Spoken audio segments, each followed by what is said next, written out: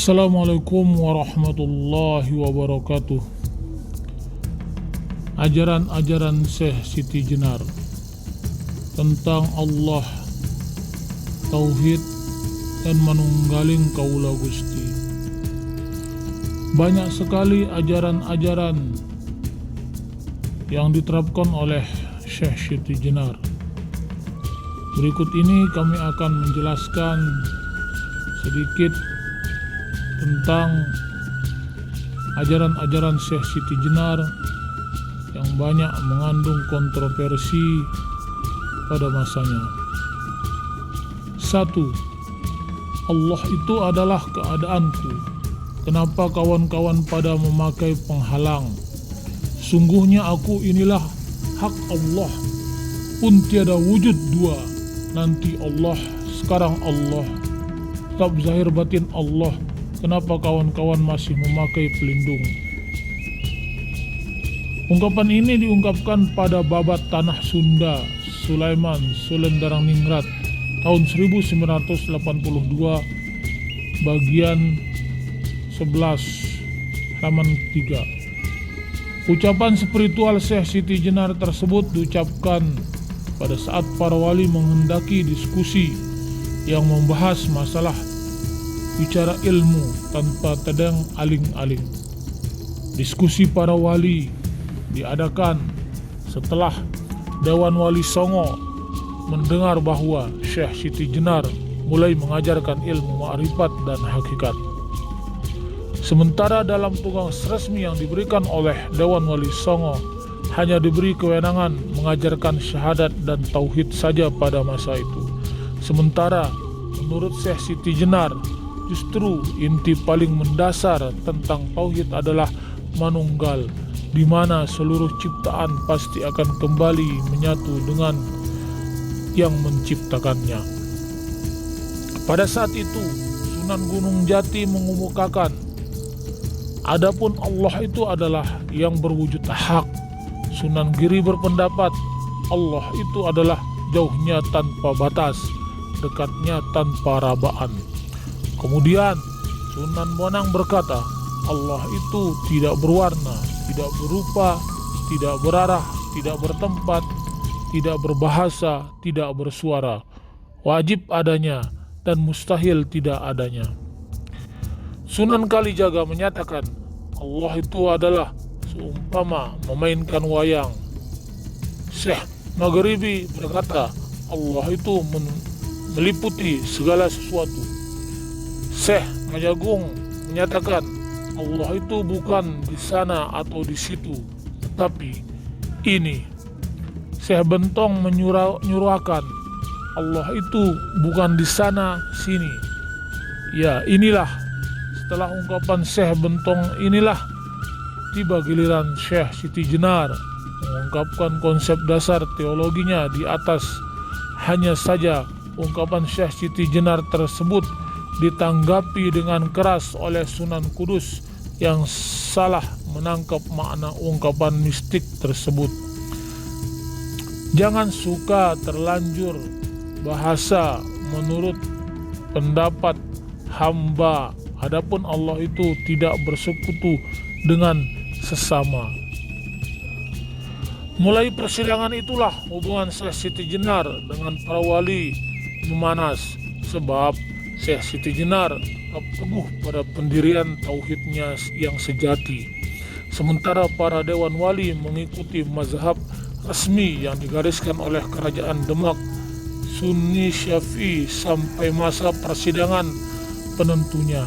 Syekh Siti Jenar tetap menyuarakan dengan lantang teologi manunggalnya bahwa utawi Allah iku menyatining sun kang sampurna kang tetep ing dalam zahir batin, yang maknanya adalah bahwa Allah itu nyatanya aku yang sempurna yang tetap di dalam zahir dan batin. Riwayat yang agak sama juga tercantum dalam babat Cirebon terbitan Brandes tahun 1911 pada pupuh 23 Kinanti bait 1-8. Maksud dari ungkapan tersebut adalah bahwa yang berbicara itu sebenarnya bukan Syekh Siti Jenar, tapi seolah-olah menggambarkan bahwa yang berbicara adalah Allah Subhanahu wa Ta'ala. Yang kedua, jika ada seorang manusia yang percaya kepada kesatuan selain dari Tuhan yang Maha Kuasa, ia akan kecewa karena ia tidak akan memperoleh apa yang dia inginkan. Menurut beberapa sumber, diantaranya Subardi tahun 1975, beberapa saat setelah Syekh Siti Jenar wafat, para wali mendengar suara berasal dari roh Syekh Siti Jenar yang berupa ungkapan mistik tersebut. Ungkapan mistik itu merupakan ungkapan terakhir dari sang sufi sebagai bukti bahwa sampai sesudah wafatnya dia memperoleh apa yang dia inginkan dan menjadi bukti kebenaran ajarannya, yakni kehidupan sejati dalam kesatuan manunggaling kaula Gusti. Yang ketiga, tidak usah kebanyakan teori semu. Sungguhnya ingsun inilah Allah, nyata ingsun yang sejati, bergelar Prabu Satmata yang tidak ada lain kesejatiannya, yang disebut sebangsa Allah. Maksud bebas ungkapan tersebut adalah tidak usah kebanyakan bicara tentang teori ketuhanan. Sungguhnya ingsun atau aku sejati inilah Allah, yaitu ingsun kedirian yang sejati, juga bergelar Prabu Satmata, Tuhan yang maha melihat, mengetahui segala-galanya, dan tidak boleh ada yang lain yang menyebutkannya mengarah kepada Allah sebagai Tuhannya. Maksud dari ajaran yang ketiga tersebut adalah yang ingsun sejati bukanlah sungguhnya yang berbicara seolah-olah bukan Syekh Siti Jenar, melainkan Syekh Siti Jenar itu menceritakan apa yang diungkapkan oleh Allah Subhanahu wa Ta'ala tentang ketuhanan. Jadi jangan kita sampai salah memahami makna dari ungkapan tersebut. 4. Mungguh sejatine ana yang zat kang sanya iku muhung ana anteping tekad kita, tandane ora ana apa-apa nanging kudu dari sebarang sedia kita kang setuju. Makna dari kata tersebut adalah sebenarnya keberadaan zat yang nyata itu hanya berada pada mantapnya tekad kita, tanda tidak ada apa-apa, akan tetapi harus menjadi segala niat kita yang sungguh-sungguh. Sungguhnya kita jika merasakan sesuatu tidak ada, maka sesungguhnya itulah yang ada yang sesungguhnya.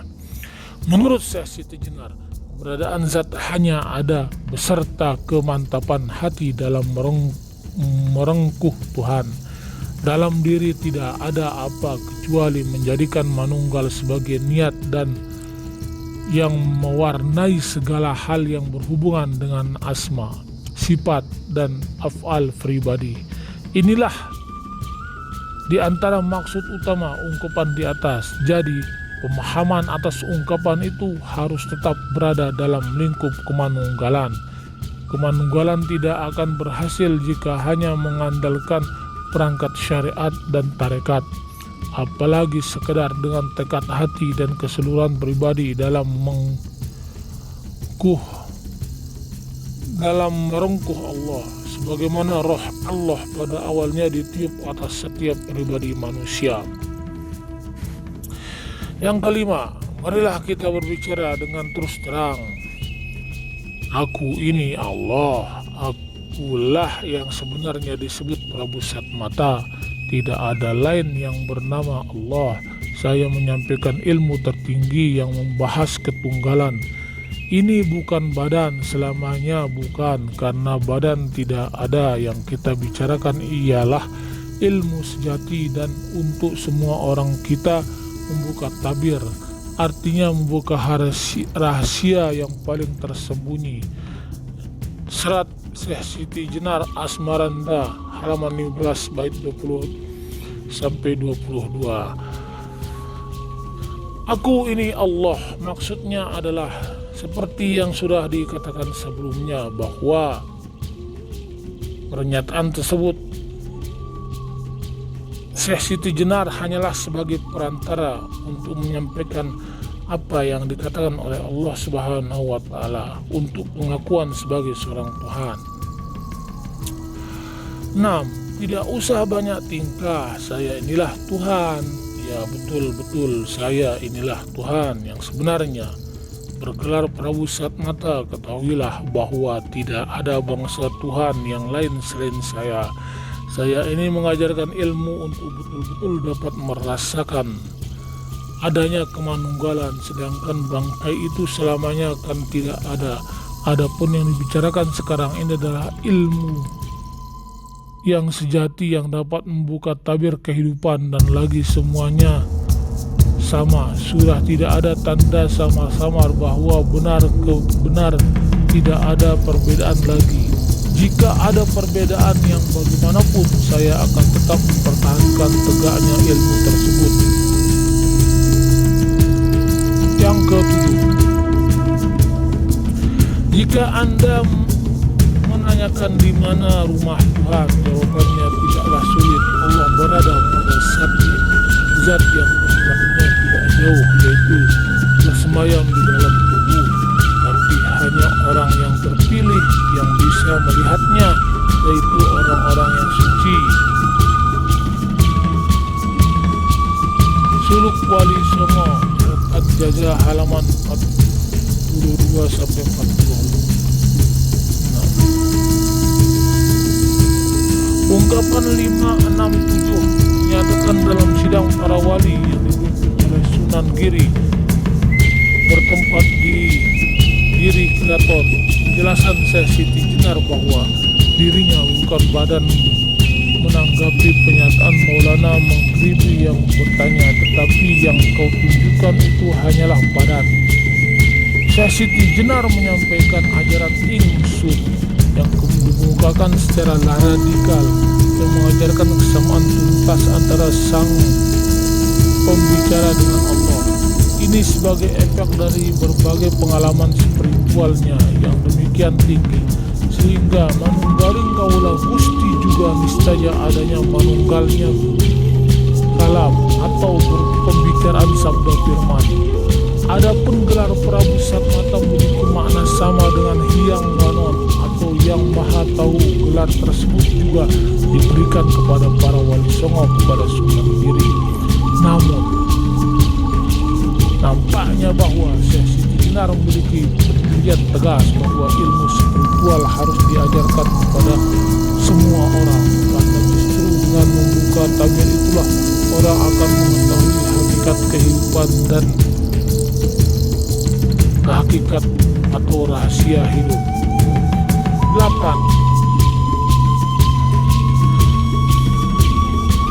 Syekh lemah abang namaku, Rasulullah ya aku, Muhammad ya aku, asma Allah itu sungguhnya diriku, ya Abdullah menjadi Allah Ta'ala. Wawancara Sunan Gunung Jati, terbitan Emon, Surya Mata Tede Sujana, Pupuh 38 Sinom, bait 13. Ungkapan tersebut sangat kontroversi atas dasar aku. Ungkapan mistik Syekh Siti Jenar tersebut menunjukkan bahwa dalam teologi manunggaling kaula Gusti tidak hanya terjadi proses kepanaan antara hamba dan pencipta sebagaimana apa yang dialami oleh Bayazid Al-Bustami dan Mashhur Al-Hallaj.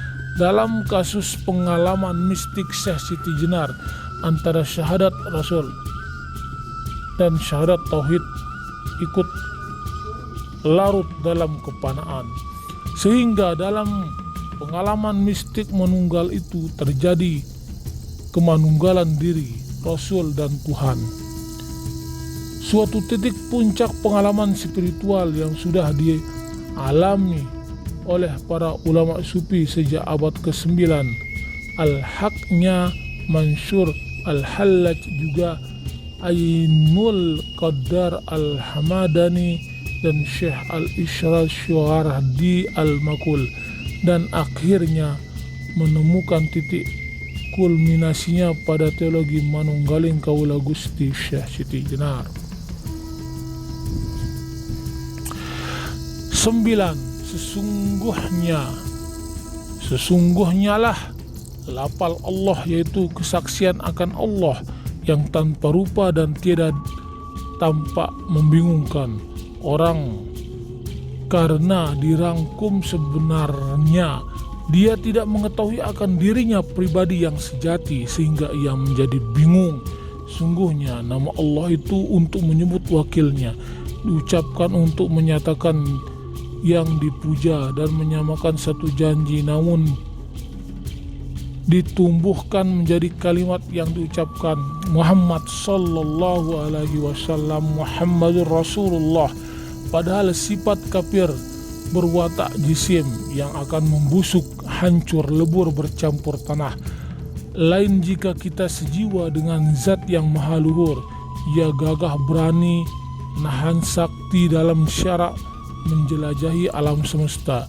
Dia itu pangeran saya yang menguasai dan memerintah saya, yang bersifat wahdaniyah, artinya menyatukan diri dengan ciptaannya. Ia dapat abadi, mengembara melebihi peluru atau anak sumpitan.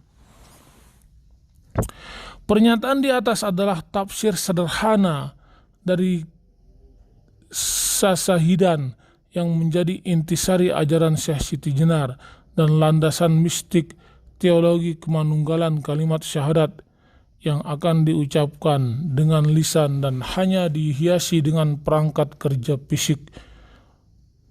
Pelaksanaan fikih Islam dengan tanpa aplikasi spiritual hakikatnya adalah kebohongan. Pelaksanaan aspek fisik keagamaan yang tidak disertai dengan implementasi kemandungan roh. Sebenarnya jiwa orang itu mencuri, yaitu mencuri dari perhatiannya kepada aspek batin dan fisik dalam kacamata lahir. Sebab manusia sebagai khalifahnya adalah cermin ilahiyah.